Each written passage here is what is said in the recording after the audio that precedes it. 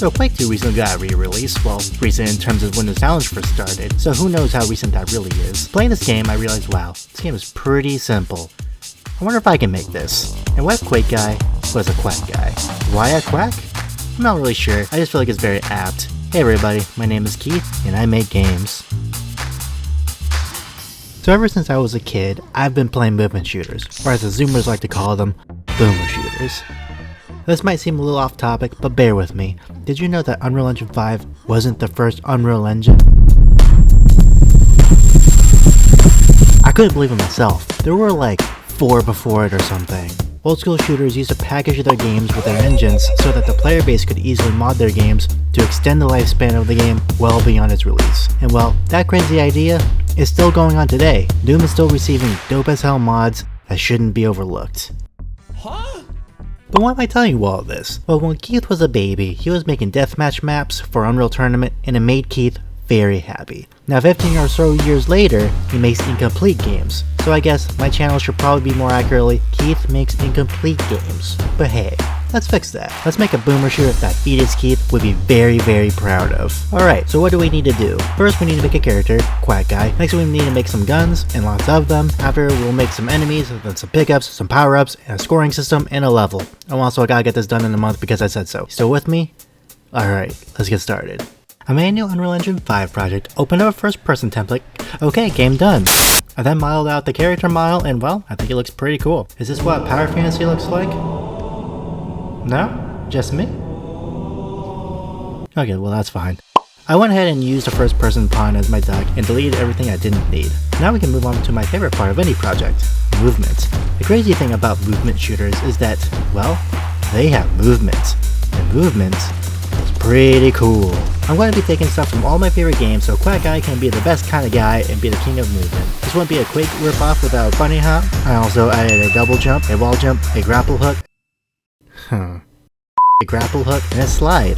Oh, also, ever since Doom Eternal came out, it's been pretty much mandatory to have a dash, otherwise you're committing a sin against movement shooters and we just can't have that. The movement feels so awesome, so great, wow! But then I decided to lock it so you can't use the movement anymore, at least at first. This will make sense later. Let's get rolling on some guns.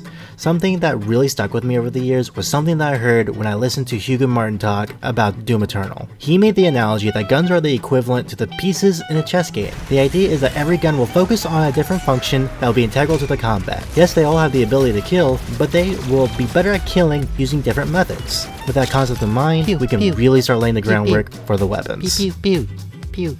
The Eclipse. This baby is good in a pinch. It also regenerates ammo, making it very imperative for when you run out of ammo with your other guns. The Shield Gun. This gun is good for having mid-range combat and, you know, having a shield. Double Barrel. This mandatory weapon shoots super strong shots that go through walls, giving a very insane edge. It also has the ability to help in other cool ways. The Nail Gun. This classic arena weapon knocks back enemies and slows them down with every single nail. I was going to show off more weapons, but I didn't have time to finish them in time. I was going to show off more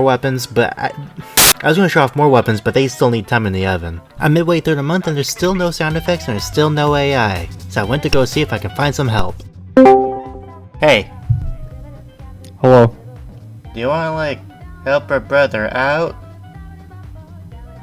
No. Oh.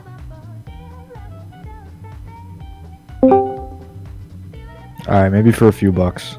So I made sure not to pay Tyler, and he got around to helping the gun sound real nice. He was a big force in getting the enemy logic to actually start working, for the most part. While he did that, I made a bunch of models and pickups, and most of them are just not being used due to the fast approaching deadline. But I made health and armor still, so that's really all that matters. I did my due diligence and made all the needed pickups, made this cool face, and also made a really nice UI to go with the game. Oh, you're wondering about that face? Well, I'm glad you asked.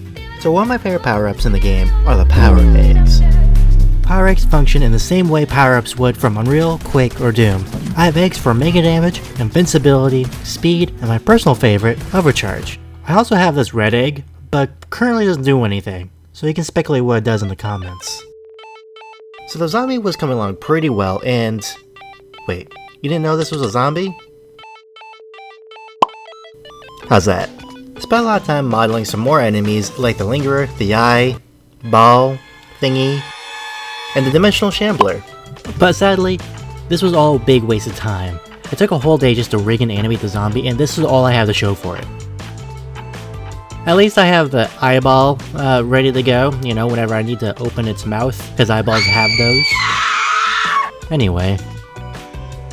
When designing enemies, I employed another Hugo Martin concept called the Doom Dance. The idea behind the Doom Dance is that when you need health, you get a glory kill. When you need ammo, you get a chainsaw. When you need armor, you do a flame belch. It's a rhythm that you get into while playing the game, and I really like this concept. But I'd like to, you know, get rid of the more complicated animation ones, because I can't animate all those finishers.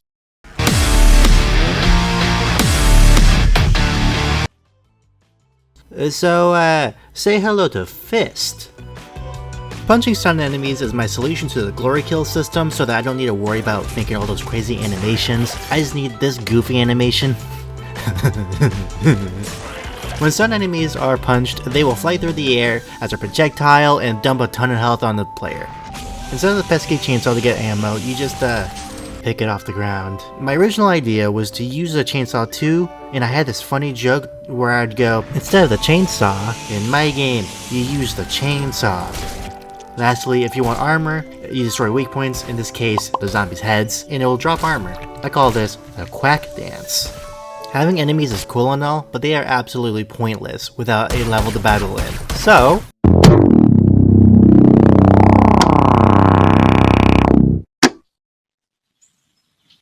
yeah, it's not the best, and it's definitely not the biggest, but it has a lot of growing to do as the game continues to develop. I also need to optimize this thing, because the way it's currently sitting at,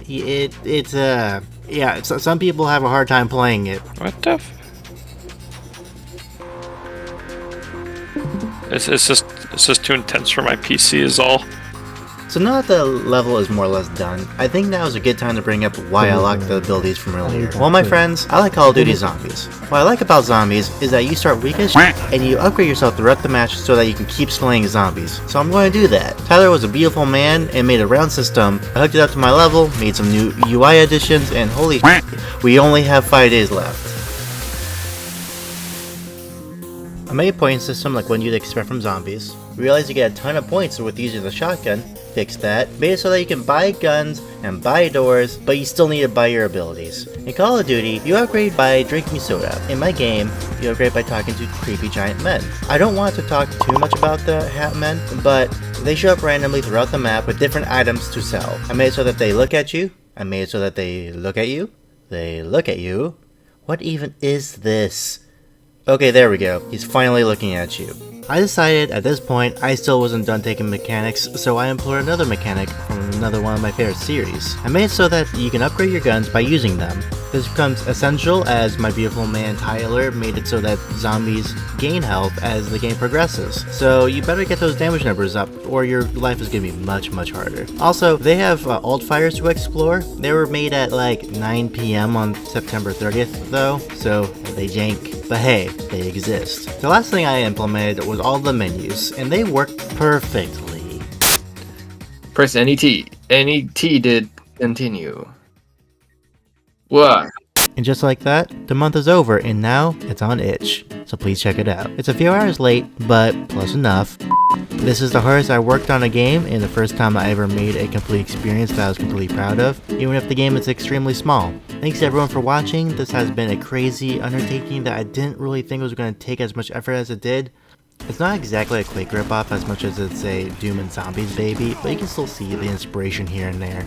It will be a bit until I return to Quack so that I can work on other video ideas, but rest assured, I'm definitely coming back to this. I have lots of assets and mechanics that I wanted to implement but didn't have time to, so look forward to that, I suppose. Special thanks to Tyler Sereno. He was amazing, and go check him out. He makes tutorials on how to make your own games. It's small, but he has lots of cool stuff coming down the pipe. Please like and subscribe, and I'll see you later.